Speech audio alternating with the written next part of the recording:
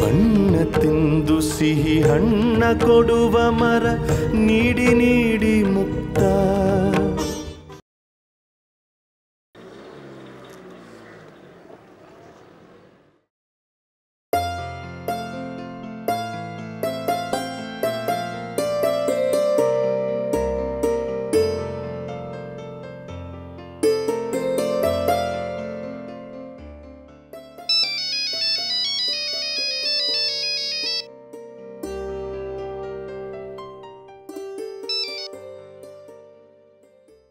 Hello Pandu, ನಾನು ಕಮಲ್ ರಾಜು. ಹಾಂ, ಗೊತ್ತಾಯ್ತು. ಹೇಳು ಗುರು. ಏನಮ್ಮ ಪಾಂಡು, ನಿನ್ನೆಯಿಂದ ನಾನು ನಿನಗೆ ಎಷ್ಟು ಸರಿ ಫೋನ್ ಮಾಡ್ತಾ ಇದ್ದೀನಿ ಗೊತ್ತಾ? ನೀನು ನೋಡಿದ್ರೆ ಫೋನೇ ರಿಸೀವ್ ಮಾಡ್ತಾ ಇಲ್ಲ. ಅದು ನಿನಗೆ ಗೊತ್ತಲ್ಲ ಮಗ, ನನಗೆ ಮದುವೆ ಫಿಕ್ಸ್ ಆಗಿದೆ. ಮದುವೆ ಅಂದಮೇಲೆ ಇದೇ ಇರುತ್ತಲ್ಲ, ಶಾಪಿಂಗು ಅದು ಇದು ಅಂತ. ಜೊತೆಗೆ ನಮ್ಮ CSP ಅವ್ರಿಗೊಂದು ಹೊಸ ಕೇಸ್ ಬೇರೆ ಬಂದಿದೆ. ಆ ಕೇಸ್ ಓಡಾಟ, ಮದುವೆ ಅಂತ ಫುಲ್ ಬ್ಯುಸಿ ಆಗ್ಬಿಟ್ಟೆ ಮಗ. ಅದಕ್ಕೆ ಫೋನ್ ರಿಸೀವ್ ಮಾಡೋಕ್ಕಾಗಲಿಲ್ಲ, ಸಾರಿ. ಸರಿ, ಈಗ ನೀನು ಎಲ್ಲಿದ್ಯಮ್ಮ? ಮನೇಲೇ ಇದೆಯಾ ತಾನೆ? ಇಲ್ಲ ಇಲ್ಲ, ಎಲ್ಲೋ ಹೊರಗಿದ್ದೀನಿ, ಹೀಗೆ ಹೊರಗಡೆ ಬಂದಿದ್ದೆ. ಹೌದಾ? ಸರಿ ಬಿಡು, ನಾನು ನಿನಗೆ ಆಮೇಲೆ ಫೋನ್ ಮಾಡ್ತೀನಿ, ಆಯಿತಾ? ಬಾಯ್ಮಾ. ಹಾಂ ಆಯಿತು, ಓಕೆ ಗುರು. ಹಾಂ,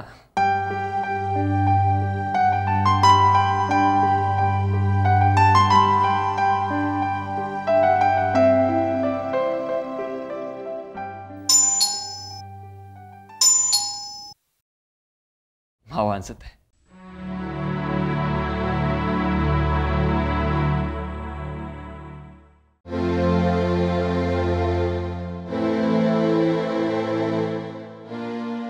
ನೀನಾ? ಹ್ಞೂ, ನಾನೇ. ನಿಮ್ಮ ಮನೆ ಹತ್ರದಿಂದಾನೇ ನಾನು ಫೋನ್ ಮಾಡಿದ್ದು.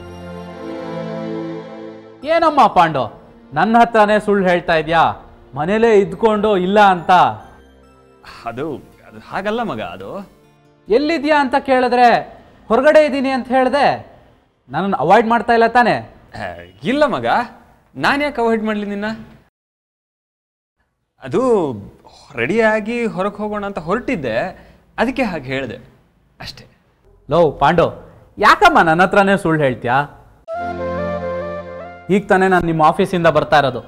ಅಲ್ಲಿ ನಮ್ಮ ಶಾರದಾ ಸಿಸ್ಟರ್ ಸಿಕ್ಕಿದ್ರು. ಅವ್ರು ಕೇಳಿದೆ, ಅವರೇ ಹೇಳಿದ್ದು, ನೀನು ರಾತ್ರಿ ತುಂಬ ಹೊತ್ತು ಕೆಲಸ ಮಾಡ್ತಾ ಇದ್ದೀಯಂತೆ, ರೆಸ್ಟ್ ತೊಗೊಳ್ಳೋಣ ಅಂತ ಇವತ್ತು ರಜಾ ಹಾಕಿದ್ಯಂತೆ ಆಫೀಸ್ಗೆ. ಪೂರ್ತಿ ದಿನ ಮನೇಲೇ ಇರ್ತೀಯ ಅಂತ ಬೇರೆ ಹೇಳಿದ್ಯಂತೆ, ಅದಕ್ಕೆ ಮನೇಲಿ ಹುಡ್ಕೊಂಬಂದಿದ್ದು. ನೀನು ನೋಡಿದ್ರೆ ಫೋನ್ ಮಾಡಿದ್ರೆ ನಾನು ಮನೇಲಿಲ್ಲ ಅಂತ ಸುಳ್ಳು ಹೇಳ್ತಾ ಇದೆಯಾ? ಯಾಕಮ್ಮ ರೀಲ್ ಬಿಡ್ತೀಯಾ? ಅಲ್ಲ, ನಾನು ಮನೇಲಿದ್ದೀನಿ ಅಂತ ಗೊತ್ತಿದ ಮೇಲೆ ನೀನು ಯಾಕೆ ಹೊರಗಿಂದ ಫೋನ್ ಮಾಡಿದೆ? ಸುಮ್ಮನೆ ಪಾಂಡು, ನೀನೇನು ಹೇಳ್ತೀಯ ಅಂತ ನೋಡೋಣ ಅಂತ. ಈಗ ನಾನು ನಿನ್ನ ಹತ್ರ ಒಂದು ಇಂಪಾರ್ಟೆಂಟ್ ವಿಷಯ ಮಾತಾಡಬೇಕು, ನಡಿ ಒಳಗೆ. ಅಲ್ಲ ಮಗ, ನಾನು ಹೊರಗಡೆ ಎಲ್ಲೋ ಅರ್ಜೆಂಟಾಗಿ ಹೊರಟಿದ್ದೀನಿ. ನೀನೆಲ್ಲೂ ಹೊರಗಡೆ ಹೋಗೋದು ಇಲ್ಲ, ಏನೂ ಇಲ್ಲ, ಸುಮ್ಮನೆ ನಡೆಯಮ್ಮ, ನನಗೆಲ್ಲ ಗೊತ್ತು. ಕುತ್ಕೋ. ಮನೆ ತುಂಬ ಚೆನ್ನಾಗಿದೆ ಪಾಂಡು, ನೀಟಾಗೂ ಇಟ್ಕೊಂಡಿದ್ಯಾ. ಬ್ಯಾಚುಲರ್ ಮನೆ ಅಂತಾನೆ ಹೇಳೋಕ್ಕಾಗಲ್ಲ. ಸರಿ, ಈಗ ನೀನು ಬಂದ ವಿಷಯ? ನಾನು ಬಂದು ವಿಚಾರ ಆಗಿರಲಿ, ಮೊದಲು ನೀನು ಹೇಳು. CSP ಸರ್ ಹತ್ರ ಮಾತಾಡ್ತೀನಿ ಅಂದೆ, ಮಾತಾಡ್ತೀಯಾ? ಯಾವ ವಿಚಾರವಾಗಿ? ಏನಮ್ಮ, ಮದುವೆ ಸಂಭ್ರಮದಲ್ಲಿ ನನ್ನ ಕೆಲಸನೂ ಮರ್ತುಬಿಟ್ಯಾ? ಅವತ್ತು ನಾನು ನಿಮ್ಮ ಆಫೀಸಿಗೆ ಬಂದಾಗ ಫೀಲ್ಡ್ ಚೇಂಜ್ ಮಾಡಬೇಕು, ರಾಜಕೀಯಕ್ಕೆ ಎಂಟ್ರಿ ಕೊಡಬೇಕು ಅಂತಿದ್ದೀನಿ. ಹೇಗಾದರೂ ಮಾಡಿ ನಿಮ್ಮ CSP ಸರ್ ಹತ್ರ ಮಾತಾಡಿ ಅವ್ರನ್ನ ಕನ್ವಿನ್ಸ್ ಮಾಡಿ ಶಿವಕೃಷ್ಣ ದೇಸಾಯಿ ಅವ್ರ ಪಾರ್ಟಿಗೆ ನನ್ನ ಸೇರಿಸಿ ಅಸೆಂಬ್ಲಿ ಟಿಕೆಟ್ ಕೊಡಿಸು ಅಂತ ಹೇಳಿದ್ದೆ. ಅದಕ್ಕೆ ಅಂತ 2 ಲಕ್ಷ ಕೊಟ್ಟಿದ್ದೆ, ನೀನು ಹೂ ಅಂತ ತಲೆ ಆಡಿಸ್ದೆ. ಈಗ ನೋಡಿದ್ರೆ ಯಾವ ವಿಚಾರ ಅಂತ ಕೇಳ್ತೀಯ? ಇದು ಕೆಟ್ಟ ಬುದ್ಧಿ ಅಲ್ವಾ? ಹೋ ಅದಕ್ಕೆ ಯಾಕೆ ಮಗ ಅಷ್ಟೊಂದು ರೈಸ್ ಆಗ್ತೀಯಾ? ಟೀ ತರಿಸ್ಲಾ? ಏನು ಬೇಡ ಮಗ, ಆಗಲೇ ಫೋನಲ್ಲಿ ಹೇಳಿದ್ನಲ್ಲ, CSP ಅವ್ರಿಗೆ ಹೊಸ ಕೇಸ್ ಬಂದಿದೆ, ಕೇಸ್ ಕೆಲಸಗಳಲ್ಲಿ ಬ್ಯುಸಿ. ಈ ಕಡೆ ನನಗೆ ಮದುವೆ ಫಿಕ್ಸ್ ಆಗಿದೆ, ಮದುವೆ ಕೆಲಸಗಳು ಒಂದಷ್ಟಿವೆ. ಸೊ ಇದ್ರ ಮಧ್ಯೆ ಮರ್ತು ಬಿಟ್ಟಿದೆ ಅಷ್ಟೇ. ಸರಿ, ಈಗ ವಿಚಾರಕ್ಕೆ ಬರೋಣ. ನೀನು CSP ಸರ್ ಹತ್ರ ಮಾತಾಡ್ದೆಯೋ ಇಲ್ವೋ? ಅದು ಮಾತಾಡೋಕ್ಕೆ ಟೈಮ್ ಆಗಲಿಲ್ಲ ಮಗ. ಟೈಮ್ ಆಗಲಿಲ್ಲ ಅಂದರೆ ನನಗಲ್ಲ, CSP ಸರು ನನ್ನ ಕೈಗೆ ಸಿಗ್ತಾ ಇಲ್ಲ. ಅದೇ ಹೇಳಿದ್ನಲ್ಲ, ಆ ಹೊಸ ಕೇಸ್ ವಿಚಾರ, ಆ ಕೇಸ್ ಬಂದಮೇಲೆ ಯಾವಾಗ ನೋಡಿದ್ರು ಅದರಲ್ಲೇ ಬ್ಯುಸಿ ಆಗಿಬಿಟ್ಟಿರ್ತಾರೆ. ನಿನಗೆ ಗೊತ್ತಲ್ಲ ಮಗ, ಅವರೊಂದು ಕೇಸ್ ತಗೊಂಡ್ರೆ ಆ ಕೇಸ್ ಬಗ್ಗೆ ಎಷ್ಟೊಂದು ಬ್ಯುಸಿ ಆಗಿರ್ತಾರೆ ಅಂತ. ನೋಡು, ಇವತ್ತು ಒಂದೇ ಒಂದಿನ ನಾನು ರಜೆ ಕೇಳಿದ್ದು, ಎಷ್ಟು ಬಯಸ್ಕೊಂಡೆ ಗೊತ್ತಾ? ಇನ್ನು ನಿನಗೆ ಟಿಕೆಟ್ ಕೊಡಿಸು ಅಂತ ಕೇಳಕ್ಕೆ ಹೋದರೆ ಕಾಲು ಮುರಿದು ಕೈ ಕೊಟ್ಬಿಡ್ತಾರಷ್ಟೇ. ಯಾಕಮ್ಮ ಕಾಲು ಮುರಿತಾರೆ? ನಾನು ಅವ್ರಿಗೆ ಅಂತ 2 ಲಕ್ಷ ಕೊಟ್ಟಿಲ್ವಾ? ಅದೇನೋ ಸರಿ. ನೋಡಮ್ಮ, ಅವೆಲ್ಲ ನನಗೆ ಗೊತ್ತಿಲ್ಲ. ನನಗೀಗ ತುಂಬ ತುರ್ತು ಪರಿಸ್ಥಿತಿ ಇದೆ. ಹಾಗಾಗಿ ನೀನು CSP ಸರ್ ಹತ್ರ ಎಷ್ಟು ಬೇಗ ಸಾಧ್ಯನೋ ಅಷ್ಟು ಬೇಗ ಮಾತಾಡು. ಏನು ಅಷ್ಟೊಂದು ತುರ್ತು? ಅಯ್ಯೋ, ಎಲೆಕ್ಷನ್ಗೆ 4 ತಿಂಗಳು ಬಾಕಿ ಇರೋದು. ಅಷ್ಟರೊಳಗೆ ನಾನು ಶಿವಕೃಷ್ಣ ದೇಸಾಯಿ ಅವ್ರ ಪಾರ್ಟಿಗೆ ಸೇರಿ ಅಸೆಂಬ್ಲಿ ಟಿಕೆಟ್ ತೊಗೊಂಡು ಕಾನ್ಸ್ಟಿಟ್ಯೂನ್ಸಿಲಿ ಓಡಾಡೋದು ಯಾವಾಗ? ಇನ್ನೂ ಎಷ್ಟು ಕೆಲಸ ಬಾಕಿ ಇದೆ ಗೊತ್ತಾ ನಿನಗೆ? ಜೊತೆಗೆ ನಾನು ಈ ರಾಜಕೀಯಕ್ಕೆ ಎಂಟ್ರಿ ಆಗೋದು ಹೇಗೋ ಕೆಲವ್ರಿಗೆ ಗೊತ್ತಾಗ್ಬಿಟ್ಟಿದೆ. ನೋಡು, ನಮ್ಮನೆಗೆ ನೆನ್ನೆ ಯಾರೋ ಪೊಲಿಟಿಕಲ್ ಲೀಡರ್ಸ್ ಬಂದಿದ್ದರು. ಅವ್ರದ್ದು ಹೊಸ ಪಕ್ಷ ಶುರು ಮಾಡಿದ್ದಾರೆ. ಆ ಪಕ್ಷಕ್ಕೆ ನನ್ನ ಸೇರಿಸ್ಕೊಂಡು ಅಸೆಂಬ್ಲಿ ಟಿಕೆಟ್ ಕೊಡಬೇಕು ಅಂತ ಮಾತಾಡಿದ್ರು. ನಾನೊಂದು ವಾರ ಟೈಮ್ ಬೇಕು ಯೋಚನೆ ಮಾಡೋಕ್ಕೆ ಅಂತ ಹೇಳಿದೆ. ಅದಕ್ಕೆ ಟೈಮ್ ಯಾಕೆ ತಗೋತೀಯಾ? ನೀನು ರಾಜಕೀಯಕ್ಕೆ ತಾನೇ ಬರಬೇಕು ಅಂತಿರೋದು. ಯಾವ ಪಾರ್ಟಿ ಆದ್ರೇನು? ಅಂಥದ್ದರ್ದು ನನಗೆ ಯಾಕಮ್ಮ? ನೋಡು, ನಾನು ರಾಜಕೀಯಕ್ಕೆ ಸೇರ್ಕೋಬೇಕು ಅಂತಿರೋದು ಒಂದು ಒಳ್ಳೆ ಪಕ್ಷದಿಂದ, ಅದು ಶಿವಕೃಷ್ಣ ದೇಸಾಯಿ ಅವರ ಅಂತ್ಯೋದಯ ರಂಗದಿಂದ. ಆ ಪಕ್ಷಕ್ಕೆ ಒಳ್ಳೆ ಇಮೇಜ್ ಇರೋದು. ಮುಂದಿನ ಎಲೆಕ್ಷನ್ ಆದಮೇಲೆ ಆ ಪಕ್ಷನೇ ಅಧಿಕಾರ ಹಿಡಿಯೋದು. ಅದಕ್ಕೆ ಅಲ್ವಾ ನಿನಗೆ ಮೊದಲೇ ನಾನು 2 ಲಕ್ಷ ಕೊಟ್ಟಿದ್ದು. ನೋಡು ಪಾಂಡು, ನಾನು ರಾಜಕೀಯದಲ್ಲಿ ಬೆಳಿಬೇಕಂದ್ರೆ ಎಷ್ಟು ಬೇಕಾದರೂ ಹಣ ಸುರಿಯಕ್ಕೆ ರೆಡಿ ಇದ್ದೀನಿ. ನಾನು ರಾಜಕೀಯಕ್ಕೆ ಬರೋದು ದುಡ್ಡು ಸಂಪಾದನೆ ಮಾಡೋದಕ್ಕೆ. ಅಧಿಕಾರಕ್ಕೆ ಬರೋ ಅಂಥ ಪಕ್ಷದ ಜೊತೆಲಿದ್ದರೆ ನಾನು ಒಂದು 4 ಕಾಸು ಸಂಪಾದನೆ ಮಾಡ್ಬೋದು. ಅದು ಬಿಟ್ಟು ನೆನ್ನೆ ಶುರುವಾಗಿರೋ ಅಂಥ ಹೊಸ ಪಕ್ಷದ ಜೊತೆಲಿ ಸೇರಿಕೊಂಡ್ರೆ ನಾನು ಮುಳುಗೋಗ್ಬಿಡ್ತೀನಿ. ಅದಕ್ಕೆ ಶಿವಕೃಷ್ಣ ದೇಸಾಯಿ ಅವ್ರ ಪಾರ್ಟಿಗೆ ಸೇರ್ಕೋಬೇಕು ಅಂತ ನಾನು ಮನಸ್ಸು ಮಾಡಿದ್ದೀನಿ. ಪಾಂಡು, ಯಾಕೋ ನಿನ್ನ ಕೈಯಿಂದ ಈ ಕೆಲಸ ಆಗಲ್ಲ ಅಂತ ನನಗನ್ನಿಸ್ತಾ ಇದೆ. ನೋಡು, ನಿನಗಾಗಲ್ಲ ಅಂದರೆ ನನ್ನ ದುಡ್ಡು ನನಗೆ ವಾಪಸ್ ಕೊಟ್ಬಿಡು. ಛೇ, ಇಲ್ಲ ಮಗ, ಹಾಗೇನಿಲ್ಲ. ಒಂದು ಆಪರ್ಚುನಿಟಿ ಬಂದಿತ್ತು, ಅದನ್ನ ಯಾಕೆ ಬಿಡ್ತೀಯ ಅಂತ ಹೇಳಿದೆ ಅಷ್ಟೇ. ನಾನು CSP ಸರ್ ಹತ್ರ ಮಾತಾಡಿ ಶಿವಕೃಷ್ಣ ದೇಸಾಯಿ ಅವ್ರ ಪಾರ್ಟಿಲಿ ಟಿಕೆಟ್ ಕೊಡಿಸ್ತೀನಿ. ಆ ಜವಾಬ್ದಾರಿ ನಂದು. ಇದೇ ಮಾತಾ? ನನ್ನ ನಂಬಮ್ಮ. ಸರಿ ಪಾಂಡು, ನೀನು ಇಷ್ಟು ಹೇಳ್ತಾ ಇದೀಯ ಅಂತ ನಾನು ಈಗ ನಂಬ್ತಾ ಇದ್ದೀನಿ. ಆದರೆ ನನಗೊಂದು ಮಾತು ಕನ್ಫರ್ಮ್ ಮಾಡು, ನೀನು CSP ಸರ್ ಹತ್ರ ಮಾತಾಡೋಕ್ಕೆ ಇನ್ನು ಎಷ್ಟು ದಿವಸ ಟೈಮ್ ಬೇಕು? ಅದನ್ನು ಹೇಗೆ ಹೇಳೋಕ್ಕಾಗುತ್ತೆ ಮಗ? ಈಗ ಅವ್ರು ಯಾವುದೋ ಕೇಸಲ್ಲಿ ಬ್ಯುಸಿ ಇದ್ದಾರೆ. ನಾನು ಟೈಮ್ ನೋಡಿಕೊಂಡು ನಿನ್ನ ವಿಚಾರ ಅವ್ರ ಹತ್ರ ಮಾತಾಡ್ತೀನಿ. ಆದರೆ ಖಂಡಿತ ಮಾತಾಡ್ತೀನಿ. ಸರಿ, ಹಾಗಾದರೆ ನಾನು ಹೊಸ ಪಾರ್ಟಿಗೆ ಸೇರೋದಿಲ್ಲ ಅಂತ ಅವ್ರಿಗೆ ಹೇಳಿ ಕಳಿಸ್ಲಾ? ಆಯಿತು, ಹಾಗೆ ಮಾಡು. ಆಯ್ತು, ಸರಿ. ಮೊನ್ನೆ ಅವ್ರು ಬಂದಿದ್ರಲ್ವಾ, ನಿಮ್ಮ ಹೊಸ ಪಾರ್ಟಿಗೆ ನಾನು ಸೇರೋಕ್ಕಾಗಲ್ಲ ಅಂತ ಹೇಳ್ಬಿಡ್ತೀನಿ ನಾನು. ಓಕೆನಾ? ಆಯಿತು. ಸರಿ ಪಾಂಡು, ನಾನು ಹೊರಡ್ತೀನಿ. ಆಮೇಲೆ ನೀನು CSP ಸರ್ ಹತ್ರ ಮಾತಾಡಾದ್ಮೇಲೆ ನನಗೆ ತಿಳಿಸು. ನಾನು ಬಂದು ಅವ್ರನ್ನ ಮೀಟ್ ಮಾಡಿ ಮಾತಾಡ್ತೀನಿ. ಓಕೆನಾ? ಹಾಂ, ಸರಿ, ಆಯಿತು. ನಾನು ಬರ್ತೀನಿ.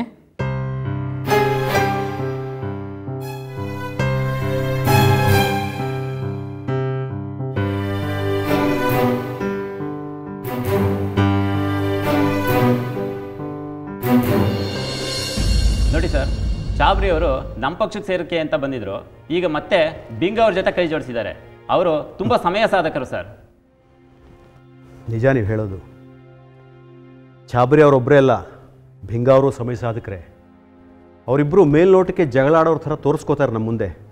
ಒಳಗಳಿಗೆ ಅವರಿಬ್ಬರು ಒಂದೇ ಒಪ್ಪಂದ ಮಾಡ್ಕೊಂಡಿರ್ತಾರೆ. ಹೌದು ಸರ್.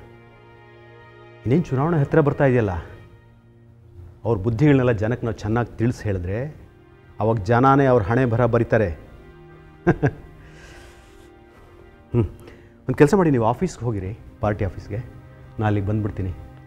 ಇವತ್ತು ನಾವು ಕನಿಷ್ಠ 70 ಜನ ಕ್ಯಾಂಡಿಡೇಟ್ಸ್ದು ಲಿಸ್ಟ್ ಫೈನಲೈಸ್ ಮಾಡಬೇಕು. ಓಕೆ, ಹೋಗಿ ಬನ್ನಿ ನೀವು.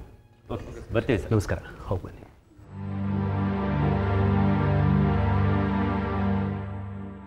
ತಿಂಡಿ ರೆಡಿ ಇದೆ, ಬನ್ನಿ. ಸಿದ್ಧಾಂತ ಕರಿ. ಕರೆದೆ, ಬರಲ್ಲ ಅಂದ. ಹೌದಾ? ಹಸಿವಿಲ್ಲ ಅಂದ. ಯಾಕೋ ತುಂಬ ಡಲ್ಲಾಗಿದ್ದಾನೆ. ಮೃಣಾಲಿಯಲ್ಲಿ ಬೆಳಗ್ಗೆನೇ ಇದು ಆಫೀಸ್ಗೆ ಹೋದ್ಲು. ಇವನು ಬಾ ಅಂತ ಕರೆದ್ಲು, ಬರಲ್ಲ ಅಂದ. ಬರಲ್ಲ ಅಂದ?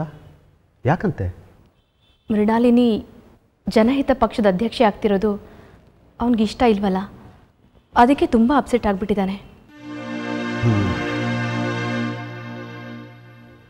ಒಂದು ಕೆಲಸ ಮಾಡು, ಅವನು ಕರಿ, ನಾನು ಹತ್ರ ಮಾತಾಡ್ತೀನಿ. ಸರಿ.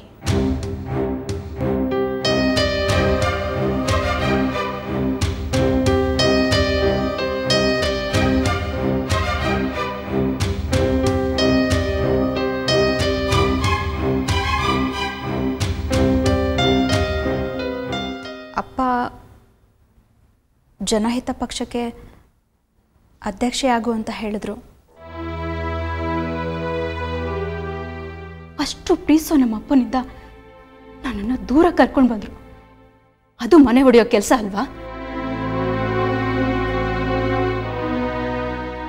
ನಮ್ಮನೆ ನೆಮ್ಮದಿನ ನಾನೇ ಹಾಳಾಗೋದಕ್ಕೆ ಬಿಡ್ತೀನ ಸಿದ್ಧಾಂತ್?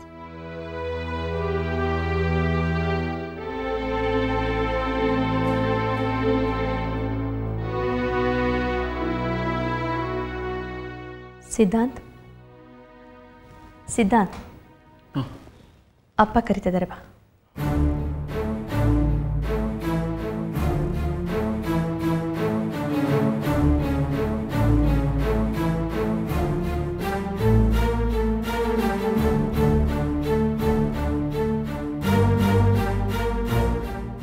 ಬಾ ಸಿದ್ಧಾಂತ್, ಕೂತ್ಕೋ.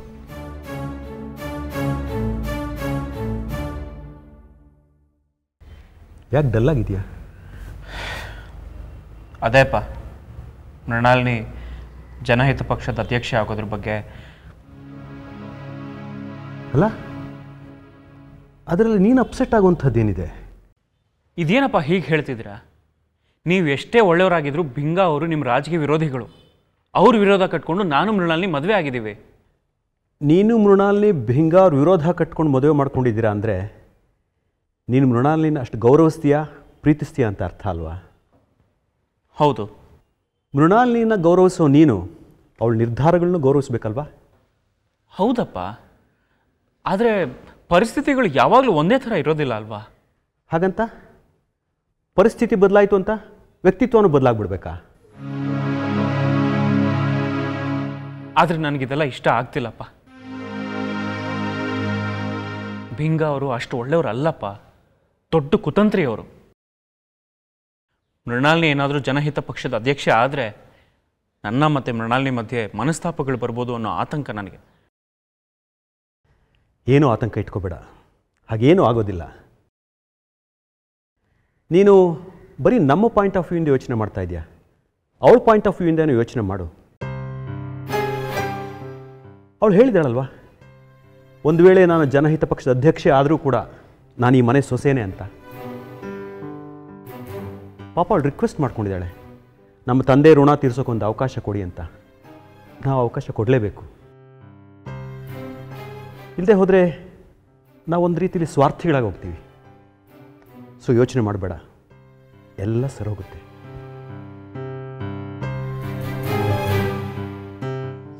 ಸರ್, ವಿದ್ಯುಲತಾ ಮೇಡಮ್ ಬಂದಿದ್ದಾರೆ. ಕಳಿಸಿ ಒಳಗೆ. ಸರಿ ಸರ್.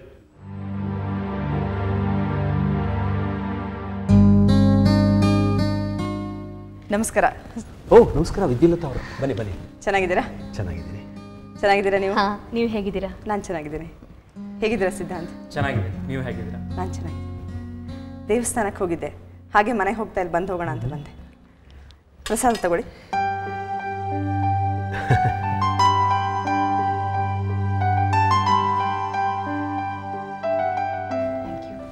ಕೂತ್ಕೊಳ್ಳಿ.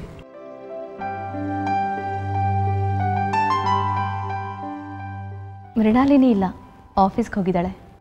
ಹಾಂ, ಗೊತ್ತು. ಫೋನ್ ಮಾಡಿದ್ದೆ ಮೃಣಾಲಿನಿಗೆ. ಇನ್ಫ್ಯಾಕ್ಟ್ ನಾನು ನಿಮ್ಮ ಹತ್ರ ಮಾತಾಡೋಣ ಅಂತಲೇ ಬಂದೆ. ನಾನು ಬಂದಿರೋ ವಿಚಾರ ಮೃಣಾಲಿನಿಗೆ ಗೊತ್ತಿಲ್ಲ. ಹಾಗೆ ನಮ್ಮ ಮನೆಯವ್ರಿಗೂ ಈ ವಿಚಾರ ಗೊತ್ತಾಗೋದು ಬೇಡ. ಯಾಕೆ? ವಿಷಯ ಸ್ವಲ್ಪ ಸೂಕ್ಷ್ಮವಾಗಿದೆ. ನಾನು ಇಲ್ಲಿಗೆ ಬರೋ ವಿಚಾರ ಬಿಂಗ ಅವರಿಗೆ ಗೊತ್ತಿಲ್ಲ. ಅವ್ರಿಗೆ ಇಷ್ಟ ಆಗೋದೂ ಇಲ್ಲ. ಅದಕ್ಕೆ ದೇವಸ್ಥಾನಕ್ಕೆ ಹೋಗ್ತೀನಿ ಅಂತ ಏನೋ ನೆಪ ಹೇಳಿ ಬಂದಿದ್ದೀನಿ. ಹೇಳಿ, ಏನು ವಿಷಯ? ನಾನು ನಿಮ್ಮೆಲ್ಲರ ಹತ್ರ ಮೊದಲು ಅಪಾಲಜೈಸ್ ಮಾಡ್ಕೋಬೇಕು. ಅಪಾಲಜೈಸಾ? ಯಾಕೆ? ನನ್ನ ಮಗಳು ಮೃಣಾಲಿನಿ ವಿಚಾರವಾಗಿ. ಮೃಣಾಲಿನಿ ಜನಹಿತ ಪಕ್ಷದ ಅಧ್ಯಕ್ಷರಾಗ್ತಾ ಇರೋದು ನಿಮಗೆಲ್ಲ ಗೊತ್ತಿದೆ ಅಂತ ಅನ್ಕೋತೀನಿ. ಹೇಳಿದಾಳೆ. ಅವಳಿ ನಿರ್ಧಾರದಿಂದ ನಿಮ್ಮ ಮನಸ್ಸಿಗೆ ನೋವಾಗಿರಬಹುದು. ಅದಕ್ಕೆ ನಿಮ್ಮ ಹತ್ರ ಕ್ಷಮೆ ಕೇಳ್ತಾ ಇದ್ದೀನಿ. ಅಯ್ಯೋ, ಅದಕ್ಕೆ ನೀವ್ಯಾಕೆ ಕ್ಷಮೆ ಕೇಳ್ತೀರಾ? ಹೌದು ವಿದ್ಯುಲತಾ ಅವರೇ, ಮೃಣಾಲಿನಿ ಜನಹಿತ ಪಕ್ಷದ ಅಧ್ಯಕ್ಷೆ ಆಗೋದು ನಮಗೆ ನೋವಿನ ವಿಚಾರ ಅಲ್ಲ. ಆದರೆ ಸ್ವಲ್ಪ ಬೇಸರ ಆಗಿರೋದು ಅಂತ ನಿಜ. ಆದರೆ ಅವಳು ಅಧ್ಯಕ್ಷೆ ಆಗೋದಕ್ಕೆ ನಾವು ಒಪ್ಪಿಗೆ ಕೊಟ್ಟಿದ್ದೀವಲ್ಲ, ನಮ್ಮದೇನು ಅಭ್ಯಂತರ ಇಲ್ಲ.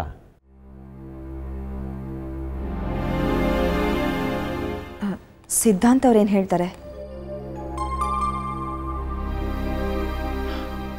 ನಾನು ಈ ರೀತಿ ಮಾತಾಡ್ತಿದ್ದೀನಿ ಅಂತ ದಯವಿಟ್ಟು ಬೇಸರ ಮಾಡ್ಕೋಬೇಡಿ. ಮೃಣಾಲಿನಿ ಮತ್ತು ಭಿಂಗ ಅವರು ತಂದೆ ಮಗಳಾಗಿರಬಹುದು. ಆದರೆ ಈಗ ಅವ್ರು ಈ ಮನೆ ಸೊಸೆ, ಈ ಮನೆಗೆ ಸೇರಿದವರು. ನಮ್ಮ ತಂದೆ ಮತ್ತು ಭಿಂಗ ಅವರು ರಾಜಕೀಯ ವಿರೋಧಿಗಳು.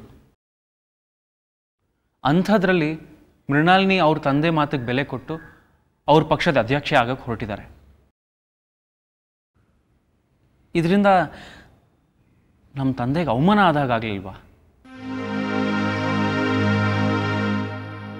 ಮೃಣಾಲಿನಿ ಜನಹಿತ ಪಕ್ಷದ ಅಧ್ಯಕ್ಷೆ ಆಗ್ತಿರೋದು ನಂಗೆ ಸ್ವಲ್ಪನೂ ಇಷ್ಟ ಆಗಿಲ್ಲ. ಅವ್ರು ಸ್ವಾರ್ಥಿ ಆಗ್ತಿದ್ದಾರೆ ಅನಿಸ್ತದೆ ನನಗೆ. ಮೃಣಾಲಿನ ಹಾಗೆ ತಪ್ಪು ತಿಳ್ಕೊಬೇಡಿ ಸಿದ್ಧಾಂತ್. ಅವಳು ಮನಃಪೂರ್ವಕವಾಗಿ ಈ ಅಧ್ಯಕ್ಷ ಸ್ಥಾನಕ್ಕೆ ಒಪ್ಪಿಗೆ ಕೊಡಲಿಲ್ಲ. ಮೃಣಾಲಿನಿ ಅವ್ರ ತಂದೆ ಒತ್ತಾಯಕ್ಕೆ ಕಟ್ಬಿದ್ದಿದ್ದಾಳೆ. ನಿನ್ನೆ ನಮ್ಮ ಮನೆಯವ್ರ ಬರ್ತ್ಡೇ ಇತ್ತು. ವಿಶ್ ಮಾಡೋದಕ್ಕೆ ಅಂತ ಮನೆಗೆ ಬಂದಿದ್ಲು. ಆಗ ನಮ್ಮನೆಯವರು, ನೀನು ನಮ್ಮ ಪಕ್ಷದ ಅಧ್ಯಕ್ಷೆ ಆಗು, ಅದೇ ನೀನು ನನ್ನ ಬರ್ತ್ಡೇ ಕೊಡೋ ನಿಜವಾದ ಉಡುಗೊರೆ ಅಂತ ಹೇಳಿದ್ರು. ನೀನು ಈ ಸ್ಥಾನಕ್ಕೆ ಒಪ್ಕೊಳ್ಳಿಲ್ಲ ಅಂದರೆ ಅಪ್ಪನ ಬಗ್ಗೆ ನಿನಗೆ ಪ್ರೀತಿ ಇಲ್ಲ, ದ್ವೇಷ ಇದೆ ಅಂತ ಅನ್ಕೋತೀನಿ ಅಂತ ಇಮೋಷ್ನಲ್ ಬ್ಲ್ಯಾಕ್ ಮೇಲ್ ಮಾಡಿದ್ರು.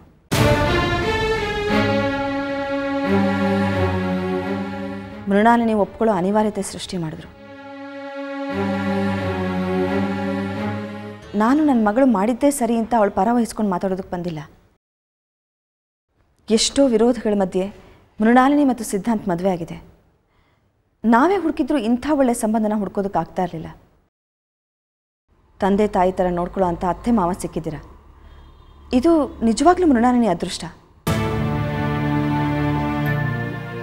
ಇಂಥ ಮನೆಯಲ್ಲಿ ಮೃಣಾಲಿನಿ ಸುಖವಾಗಿದ್ದಾಳಲ್ಲ ಅನ್ನೋದೇ ನನಗೆ ಯಾವಾಗಲೂ ಮನಸ್ಸಿಗೆ ನೆಮ್ಮದಿ ಕೊಡ್ತಾ ಇತ್ತು. ಆದರೆ ಮೃಣಾಲಿನಿ ಈಗ ಜನಹಿತ ಪಕ್ಷದ ಅಧ್ಯಕ್ಷ ಆಗ್ತಾ ಇದ್ದಾಳೆ ಅನ್ನೋ ಕಾರಣದಿಂದ ನಿಮ್ಮಲ್ಲಿ ಎಲ್ಲಿ ಮನಸ್ತಾಪ ಹುಟ್ಕೊಡುತ್ತೋ ಅಂತ ನನಗೆ ಯೋಚನೆ ಆಗ್ಬಿಟ್ಟಿದೆ. ಪಾಪ ಸಿದ್ಧಾಂತ್ ಮೃಣಾಲಿನಿ ಇಬ್ಬರು ತುಂಬ ಒಳ್ಳೆ ಮಕ್ಕಳು. ಕನ್ಸರ್ನ್ ಇದೆ ಅವ್ರ ಬಗ್ಗೆ ನನಗೆ. ಮೃಣಾಲಿನಿ ಜನಹಿತ ಪಕ್ಷದ ಅಧ್ಯಕ್ಷ ಆಗೋ ಕಾರಣದಿಂದ ಎಲ್ಲಿ ಸಿದ್ಧಾಂತ್ ಮತ್ತು ಮೃಣಾಲಿನಿ ಸಂಬಂಧ ಬಿರುಕು ಅಂತ ನನಗೆ ಆತಂಕ ಆಗ್ತಾ ಇದೆ.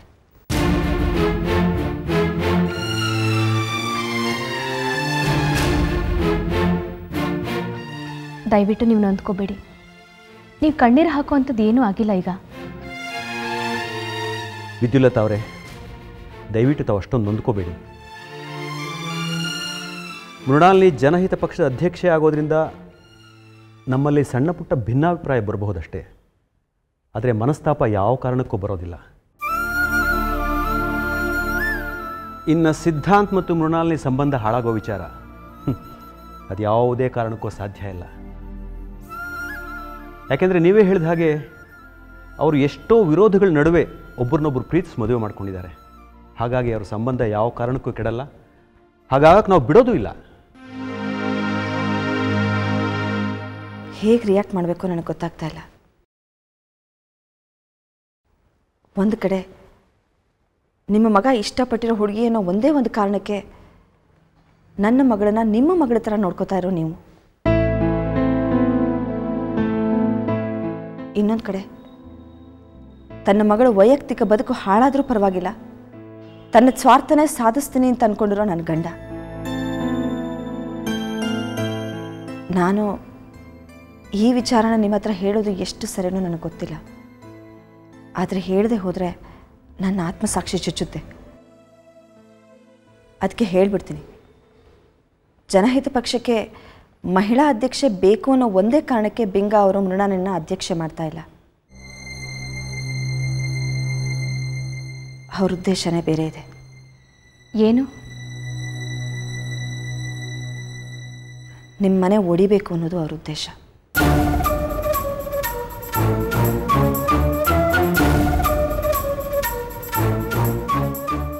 ಶಿವಕೃಷ್ಣ ದೇಸಾಯಿ ಅವ್ರನ್ನ ವೈಯಕ್ತಿಕವಾಗಿ ರಾಜಕೀಯವಾಗಿ ನಾಶ ಮಾಡಬೇಕು ಅನ್ನೋದೇ ಅವ್ರ ಉದ್ದೇಶ. ಇತ್ತೀಚೆಗೆ ನನ್ನ ತಂದೆ ಬದಲಾಗಿದ್ದಾರೆ ಅಂತ ಮೃಣಾಲಿನಿ ಅನ್ಕೊಂಡ್ಬಿಟ್ಟಿದ್ದಾಳೆ. ಆದರೆ ಅದು ಸುಳ್ಳು. ನಾನೀಗ ನಿಜ ಹೇಳಿದ್ರು ಅವಳು ನನ್ನ ಮಾತು ನಂಬದೇ ಇರಬಹುದು. ಅವಳು ನನ್ನ ಮಾತನ್ನು ನಂಬಿ ಪಕ್ಷದ ಅಧ್ಯಕ್ಷೆ ಆಗಲಿಲ್ಲ ಅಂದರೆ ಬಿಂಗ ಅವರಿಗೆ ನನ್ನ ಮೇಲೆ ಅನುಮಾನ ಬರುತ್ತೆ. ಮತ್ತೆ ನಾನು ಮೃಣಾಲಿನಿನ ಮೀಟ್ ಆಗದೆ ಹಾಗೆ ನನ್ನ ಗಂಡ ರೆಸ್ಟ್ರಿಕ್ಷನ್ ಹಾಕಬಹುದು. ಅದಕ್ಕೆ ಒಬ್ಬ ತಾಯಿಯಾಗಿ ನಿಮ್ಮ ಹತ್ರ ಕೇಳ್ಕೊತಾ ಇದ್ದೀನಿ, ಮೃಣಾಲಿನಿಯಿಂದಾಗಿ ನಿಮ್ಮ ಮನೆಯಲ್ಲಿ ಮನಸ್ತಾಪ ಬರೋ ಥರ ಬಿಂಗ ಅವರಿಗೆ ಎಷ್ಟೇ ಸಂದರ್ಭಗಳನ್ನು ಸೃಷ್ಟಿಸಬಹುದು. ಆಗ ಅವಳಿಗೆ ದಯವಿಟ್ಟು ಬಿಡಿಸಿ ಹೇಳಿ, ಅವಳನ್ನ ಮನೆಯಿಂದ ಮಾತ್ರ ದೂರ ಮಾಡಬೇಡಿ ಪ್ಲೀಸ್.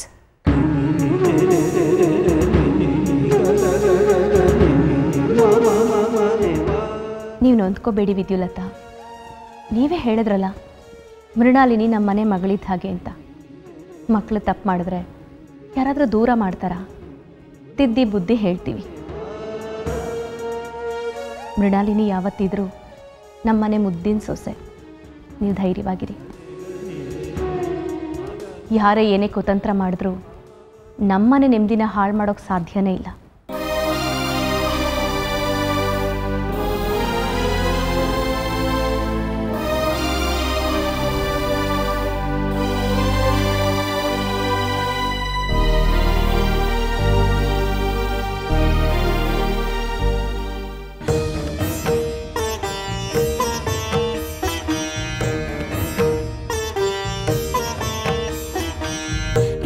ವಿರುದ್ಧ ಬೆಳಕಿನ ಯುದ್ಧ ಕೊನೆಯಿಲ್ಲದ